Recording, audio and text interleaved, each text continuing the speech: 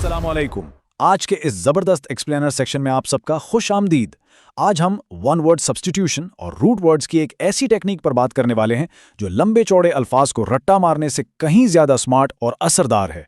देखें, बात सिंपल सी है। अगर किसी भी लफ्ज की जड़ यानी उसके रूट वर्ड को समझ लिया जाए ना, तो मुश्किल तरीन MCQ का ऑप्शन भी फौरन पहचाना जा सकता है। तो चलिए वोकैबुलरी मास्टर करने के इस बेहतरीन सफर का आगाज करते हैं। अच्छा, जल्दी से आज के इस मास्टर क्लास के एजेंडा पर नजर डाल लेते हैं। पहले हम समझेंगे रूट वर्ड स्ट्रेटजी को, फिर 5 अहम रूट्स का डिटेल में मुताला करेंगे, उसके बाद बनाएंगे एक सुपर फास्ट चीट शीट। चौथे हिस्से में एक deeply focused active recall test होगा और आखिर में एक मजेदार स्पीड राउंड। अपनी नोटबुक्स तैयार रखिएगा। तो शुरू करते हैं अपना पहला हिस्सा।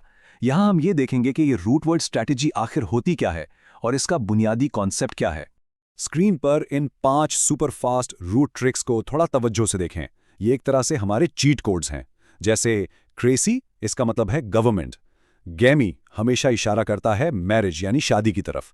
फिर काइड का ताल्लुक है किलिंग यानी कत्ल से। लॉजी का सीधा समानी है स्टडी या किसी चीज का मुताला करना। और आखिर में फोबिया, जिसका मतलब आपको शायद पहले से अंदाजा हो, यानी फियर या खौफ।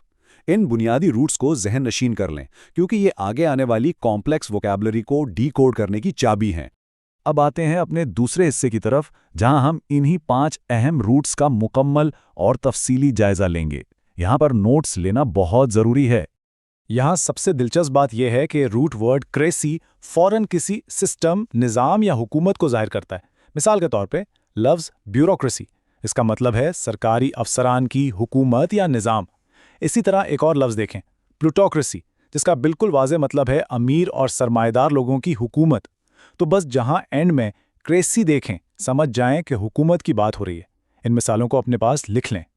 हमारा अगला रूट है गैमी। इसका बराह रास्त ताल्लुक शादी या मैरिज से है। अच्छा, अब इन 2 अल्फाज का वाज़े फ़र्क तसल्ली से नोट करने का वक्त है। पहला है मोनोगैमी, जिसका मतलब है एक वक्त में सिर्फ एक शादी का रिवाज। दूसरा है पॉलीगैमी, जो एक से ज्यादा शादियां करने के रिवाज को कहते हैं। असल में मोनो का मतलब होता है एक और पॉली का मतलब होता है ज्यादा। देखा, रूट्स को मिलाने से मतलब खुद ब खुद वाज़े हो जाता है। खैर, अब थोड़ा सा सीरियस और अहम रूट साइड की ताकत को देखते हैं। जब भी किसी लफ्ज के आखिर में साइड लगता है ना, तो ये सीधा किसी को कत्ल करने या मारने की तरफ इशारा करता है। मिसाल के तौर पर फ्रेट्रीसाइड, ये अपने ही भाई के कत्ल को कहा जाता है।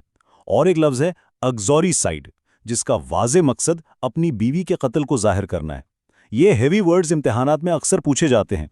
अब चलते हैं अपने इल्मी और एकेडमिक रूट की तरफ, जो है लॉजी। यह हमें किसी भी मजमून या साइंस के मुताले की तरफ ले जाता है। जैसे ऑर्निथोलॉजी, यह खालिसतन परिंदों यानी बर्ड्स का साइंसी मुताला है।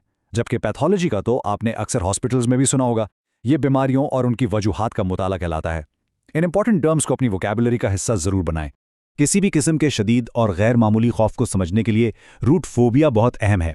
मिसाल के तौर पर नैक्टोफोबिया, जो अंधेरे के बहुत ज्यादा खौफ को कहते हैं। और इसके साथ ही हम एक स्पेशल डाइटरी हैबिट रूट भी कवर कर रहे हैं, जो है कार्नी। इसका मतलब होता है गोश्त, जिससे लफ्ज बनता है कार्निवरस, यानी वैसे जानवर जो सिर्फ गोश्त खाते हैं। चलिए अब पूरी एनर्जी के साथ बढ़ते हैं हिस्से तीसरे की तरफ। ये हमारी सुपर फास्ट चीट शीट का सेक्शन है, जो असल में आपके एग्जाम बूस्टर नोट्स हैं। मेरी गुजारिश है कि इस जामे और शानदार चीट शीट मैट्रिक्स को अपनी नोटबुक्स में बिल्कुल ऐसे ही ड्रॉ कर लें कि ये हमेशा याद रहे। ये टेबल असल में अब तक सीखी गई हर कॉन्सेप्ट का मुकम्मल निचोड़ है। देखें, एक कॉलम में रूट वर्ड है, दरमियान में उसका उर्दू मानी, फिर उसकी मिसाल और आखिर में उस मिसाल का वाज़े मतलब मौजूद है। इस एक टेबल में आपकी आधी मुश्किल आसान हो गई है। अब आता है हिस्सा चौथा। ये है एक्टिव रिकॉल डीप डाइव। जो नोट्स बनाए हैं, अब उन्हें टेस्ट करने और अपनी याददाश्त आजमाने का वक्त हो गया है। चलिए, पहला सवाल बहुत आहिस्तगी और तवज्जो से सुनिए। अगर एक लफ्ज के आखिर में रूट वर्ड फोबिया आता है, तो उसका असल मतलब क्या होता है? थोड़ा सा जहन पर जोर डालें और अपना जवाब सोच लें। बिल्कुल ठीक सोचा। इसका जवाब है खौफ यानी फियर। जिन लोगों ने स्क्रीन पर जवाब आने से पहले ही इसे जहन में तैयार कर लिया था, वाकई उनकी सीखने की सलाहियत जबरदस्त है। अच्छा, अब दूसरा सवाल। अगर कोई जानवर गोश्त खाता हो, तो उसे इंग्लिश में सिर्फ एक ही लफ्ज में क्या कहा जाएगा? सोचिए और उस कार्नी प्रीफिक्स को याद करने की कोशिश करें जो हमने अभी पढ़ा था। और दुरुस्त जवाब है कार्निवरस। हमने देखा था कि कार्नी यानी गोश्त, तो इस रूट से ये लंबा लफ्ज कितनी आसानी से पहचाना जा सकता है। तीसरे सवाल पर तवज्जो दें। हम जानते हैं कि लफ्ज फ्रैट्रिसाइड में साइड का मतलब कत्ल है, मगर स्पेशली ये लफ्ज़ किस शख्स के कत्ल को जाहिर करने के लिए इस्तेमाल होता है। और इसका परफेक्ट जवाब है अपने ही भाई का कत्ल। आप अपने नोट से तस्दीक कर सकते हैं कि फ्रैट्रिसाइड बराह रास्त भाई के कत्ल के लिए ही यूज होता है। चौथा सवाल थोड़ा सा ट्रिकी हो सकता है, अपनी चीट शीट को वापस जहन में लाएं। अमीर लोगों की हुकूमत के लिए कौन सा मखसूस लफ्ज़ इस्तेमाल होता है जिसके आखिर में क्रैसी आता हो? और इसका एग्जैक्ट जवाब है प्लूटोक्रेसी। अगर आपने ठीक रिकॉल कर लिया था तो इस मुनज़्ज़म सीखने के तरीके और आपकी मेमोरी दोनों को दाद देनी चाहिए। तो अब वक्त है अपने आखिरी और पांचवें हिस्से का। ये है हमारा एक्टिव रिकॉल स्पीड राउंड। यहां हम बाकी सवालात को थोड़ा तेजी से कवर करेंगे। इस स्पीड राउंड में सवाल नंबर 5 है, परिंदों के मुताल्ले को क्या कहते हैं? जवाब है ऑर्निथोलॉजी। सवाल नंबर 6, रूट गैमी का असल ताल्लुक किससे है? जवाब मैरिज यानी शादी से। और सवाल नंबर 7, एक वक्त में एक शादी के रिवाज को क्या कहते हैं? इसका जवाब बिल्कुल साफ है, मोनोगैमी। देखा, हर डिटेल को हम कवर कर रहे हैं।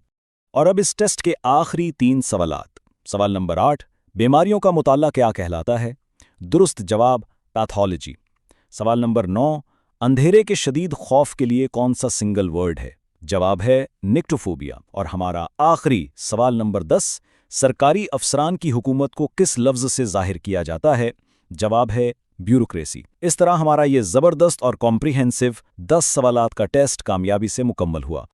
इस एक्सप्लेनर सेशन के इख्तिताम पर एक बहुत ही दिलचस्प सवाल और सोच छोड़कर जा रहा हूं। अगर आज सिर्फ इन 5 रूट्स को ठीक से समझने से दर्जनों मुश्किल अल्फाज आसान हो गए हैं, तो जरा सोचिए जब यही मुनज़्ज़म और शानदार स्ट्रैटेजी अगले स्टडी सेशंस में अप्लाई की जाएगी तो कितने हज़ारों नए अल्फाज देखते ही डिकोड हो जाएंगे। है ना कमाल की बात? बस नई मालूमात और नई रूट्स तलाश करते रहिए और इस लर्निंग के सफ़र को ऐसे ही पूरे जज्बे से जारी रखें। खुदा हाफ़िज़।